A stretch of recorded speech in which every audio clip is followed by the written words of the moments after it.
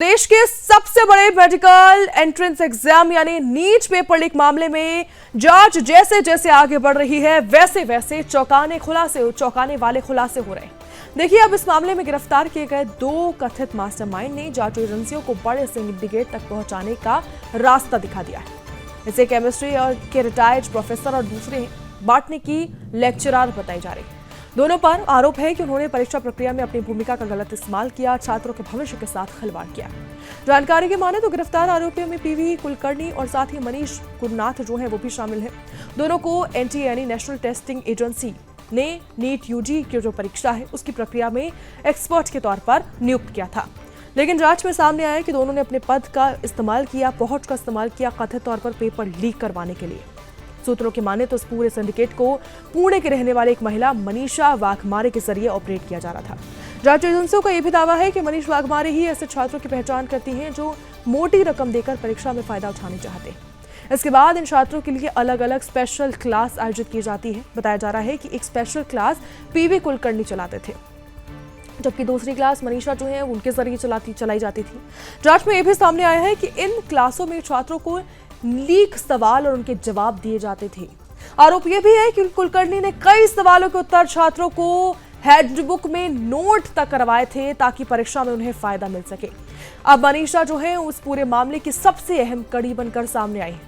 सूत्रों की माने तो देखिए, उसके जरिए सीबीआई को कई अहम सबूत भी मिले हैं। जांच एजेंसी ने उसका बैंक अकाउंट भी इस वक्त सीज कर दिया है। बेहद ही गंभीर मामला में है। आप सोचिए, लीक करवाने के लिए पढ़ाया जाता था, समझाया जाता था कि क्या क्या आ सकता है, क्या सवाल हो सकते हैं, किस तरह से उनके जवाब पेश करने हैं। इसे लगातार देखिए पूछताछ भी हो रही है। माना यह भी जा रहा है कि उसके पूछताछ से इस नेटवर्क में शामिल जो भी अन्य लोग हैं, बड़ा ये नेटवर्क हो सकता है, उनके नाम सामने आएंगे। दूसरी तरफ सेंट्रल ब्यूरो ऑफ इन्वेस्टिगेशन यानी सीबीआई जो है उसने दोनों आरोपियों को दिल्ली के राउज एवेन्यू कोर्ट में पेश किया। एजेंसी ने अदालत से 14 दिन की रिमांड मांगी है ताकि पूरे नेटवर्क की गहराई से जांच की जा सके। सीबीआई का मानना है कि मामला केवल कुछ लोगों तक सीमित नहीं है, बल्कि इसके तार उस बड़े सिंडिकेट से जुड़े हो सकते हैं जो प्रश्न पत्र तैयार करने वाले पैनल तक पहुंचा सक रहे थे। पहुंच उनकी थी वहां तक। देखिए, इसको लेकर जांच एजेंसियों का यह भी शक है कि पेपर लीक का ये नेटवर्क काफी संगठित तरीके से काम कर रहा है।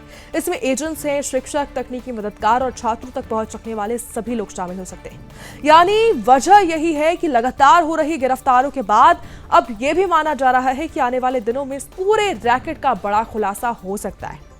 नीट पेपर लीक मामले में देश भर में इसको लेकर आक्रोश है। छात्रों और अभिभावकों के बीच भारी नाराजगी पैदा हो गई है।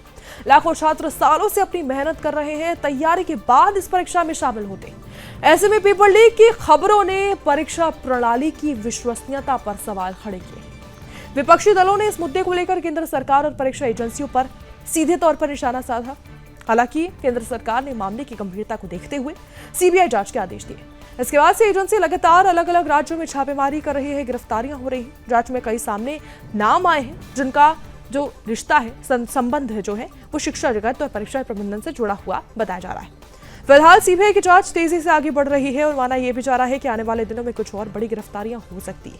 जांच एजेंसियां इस बात पर पता लगाने की इसकी कोशिश कर रही है कि पेपर लीक का दायरा कितना बड़ा था और इसमें कितने छात्रों को फायदा पहुंचा था। लगातार हो रही गिरफ्तारियों और सामने आ रहे सबूतों के बाद अब ये उम्मीद भी बढ़ गई है और जल्द ही ये उम्मीद लगाई जा रही है कि पेपर लीक सिंडिकेट का पर्दाफाश हो सकता है।